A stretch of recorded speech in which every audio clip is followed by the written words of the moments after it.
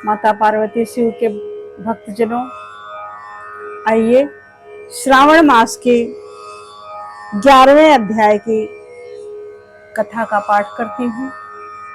आप सब लोग मेरे साथ आइए 11वें अध्याय का पाठ की कथा सुनिए और इस पाठ को, इस कथा को लाइक शेयर सब्सक्राइब करके जन जन तक इसका प्रचार प्रसार कीजिए, जैसे अब तक करते हुए चले आ रहे हैं। आप सब लोग सबका प्रचार प्रसार करते हैं तो जन जन तक पहुंच जाता है। इसलिए आप सब लोग अपना जैसे कार्य करते हैं वैसे करते रहिए।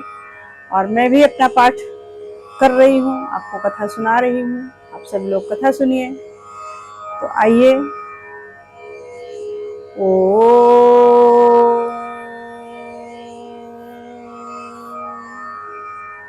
नमः शिवाय।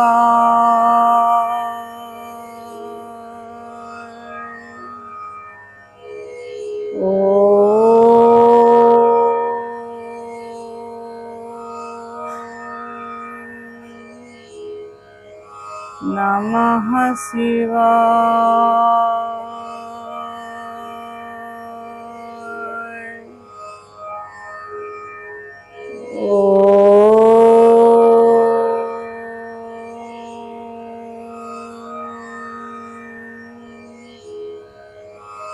नमः शिवाय।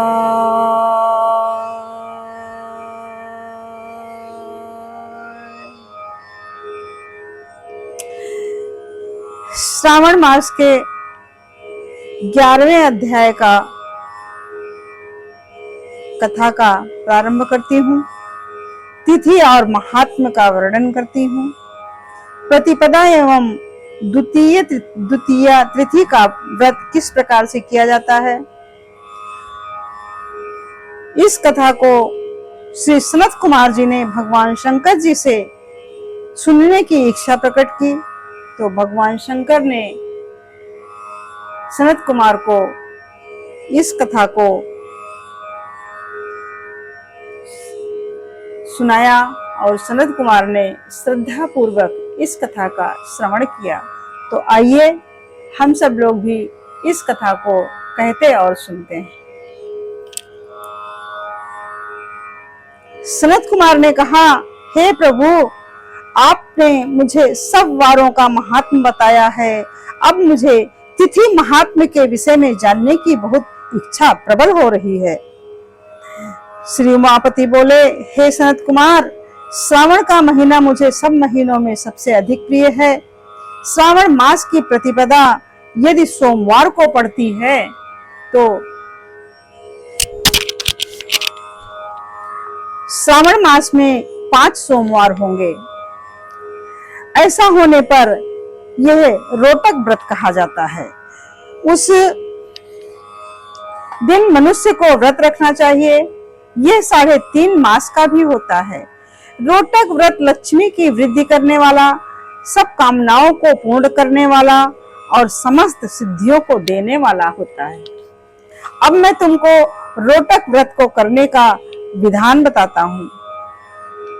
शिव जी बोले, श्रावण मास में शुक्ल पक्ष की प्रतिपदा को प्रातः काल उठकर रोटक व्रत करने का इस प्रकार से संकल्प करना चाहिए। आज से मैं रोटक व्रत करूंगा। हे जगत गुरु, मुझ पर कृपा करें। इस प्रकार संकल्प कर प्रतिदिन मेरा अर्थात भगवान शंकर का पूजन करना चाहिए। अखंडित बेलपत्र, तुलसी पत्र, नील कमल, कल्हार, कुसुम, चंपा, मालती, कुंद और अर्क आदि पुष्पों से तथा अनेक प्रकार के ऋतुकालीन फूलों से धूप दीप नैवेद्य तथा अनेक प्रकार के फलों से पूजा करनी चाहिए। पुष्पाहार नाम से पंच रोटक बनाने चाहिए। उनमें से 2 रोटक ब्राह्मण को देने चाहिए, एक नैवेद्य के रूप में मुझे अर्पित करना चाहिए। 2 व्रतधारी को खाने चाहिए। केला, नारिकेल, जंबीरी, बिजौरी नींबू, खजूर, ककड़ी, दाख, नारंगी, मातुलिंग, अखरोट, अनार और ऋतु में पाए जाने वाले फलों का अर्धदान के लिए उत्तम कहा गया है। इस व्रत को पूर्ण कर लेने पर सब मनोकामनाएं पूर्ण हो जाती हैं। हे सनत कुमार, अब इस व्रत का पुण्य फल सुनो। जितना फल 7 समुद्र पर्यंत भूमि दान करने से मिलता है, उतना ही फल इस व्रत को विधि पूर्वक करने से प्राप्त हो जाता है। इस व्रत को 5 वर्ष तक करने से अतुल धन संपत्ति प्राप्त होती है। इसके उद्यापन में सोने के 2 रोटक बनाने चाहिए। पहले दिन अधिवासन करके अन्य दिनों में प्रातः शिव मंत्र द्वारा घी तथा बेल पत्रों से हवन करना चाहिए। इस प्रकार व्रत करने से मनोकामना पूर्ण होती है। हे सनत कुमार, अब तुम द्वितीय के व्रत को सुनो। इस व्रत को करने वाला प्राणी लक्ष्मीवान तथा पुत्रवान हो जाता है। यह व्रत औदुंबर नाम से प्रसिद्ध है।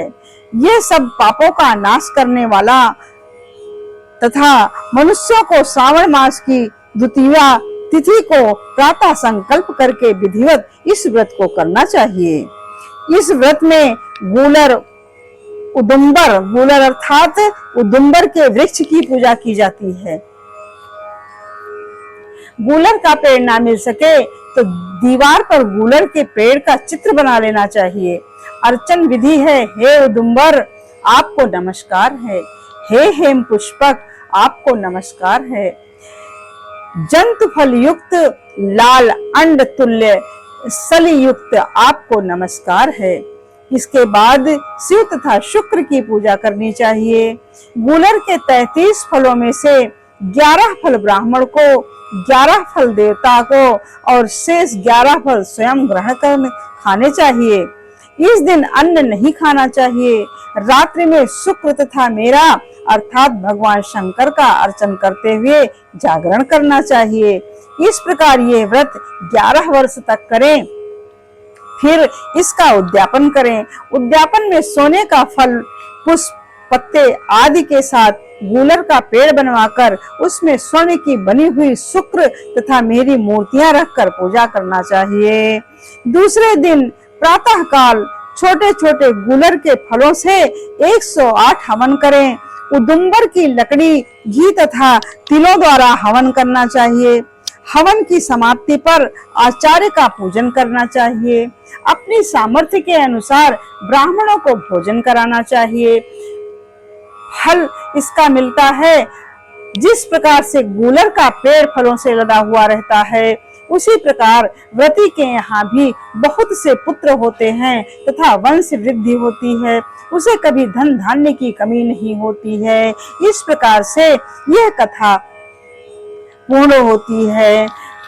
इस कथा को जो भी मनुष्य सुनता है और करता है, इसका पूजन पाठ करता है, उसे कभी धन धान्य की कमी नहीं होती। उसके परिवार में कभी हमेशा वंश वृद्धि बनी रहती है। उसके वंश में कभी कमी नहीं होती है।